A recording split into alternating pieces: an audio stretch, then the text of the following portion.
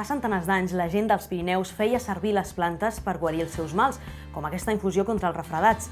Precisament avui, a Estat Natural, us ensenyarem a fer alguns dels remeis que feien servir els nostres padrins quan es constipaven.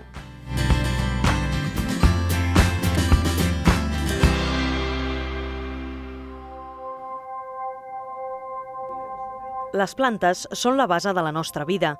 Serveixen per alimentar-nos, vestir-nos i des de sempre serveixen per curar-nos. Abans no hi havia medicines com ara a les farmàcies.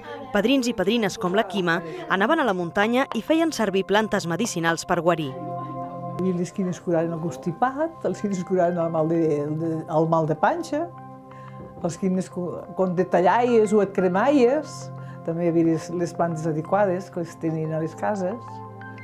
I quan teníem molt mal al coll, constipats, també tenien les seves coses. Abans els constipats era fàcil de curar-los. Abans no hi havia farmàcies a Andorra.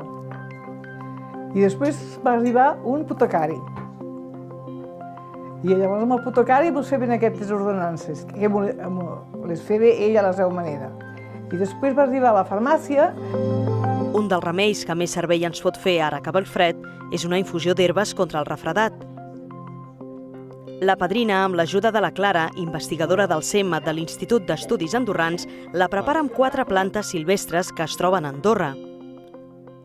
La milfulles, la reina dels prats, que és molt bona per fer baixar la febre, les flors del saüc, que van bé per les congestions, i el timó, que té propietats desinfectants.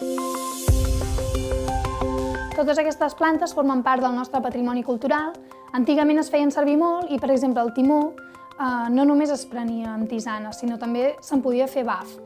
Un baf es fa agafant aigua molt calenta, bullint, però fora del foc, s'hi tira el timó i llavors amb una tovallola ens tapem el cap i respirem només l'aire que surt, el vapor que surt d'aquest baf.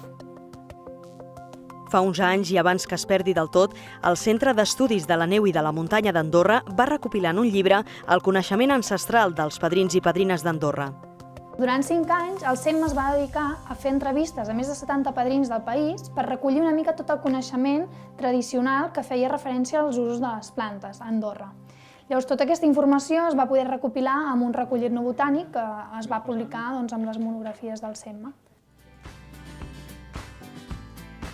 Andorra té una gran diversitat en els usos de les plantes, no només pels refredats.